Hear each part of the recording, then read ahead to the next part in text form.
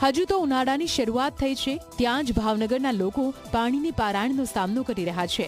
અનેક વિસ્તારોમાં પૂરતા પ્રેશરથી પાણી ન મળતા ટેન્કરની પાણી આપવાની ફરજ પડી રહી છે। શહેરના પુલસર, કુંભારવાડા, બોરડી ગેટ, આનંદનગર, ખેડૂતવાસ અને કરચલિયાપરા વિસ્તારમાં ટેન્કરથી પાણી આપવામાં આવે છે। રોજના સરેરાશ 35 થી 45 જેટલા ટેન્કરોથી પાણીનું વિતરણ કરવામાં આવી રહ્યું છે, જેના કારણે લોકોને મુશ્કેલી પડે છે। લોકોની માંગ છે કે પૂરતા પ્રેશરથી તેમના નળમાં પાણીનું વિતરણ કરવામાં આવે। પાણીની બહુ તકલીફ પડે છે। અમારે અકાત્રે ટાંકા મંગાવવા પડે છે।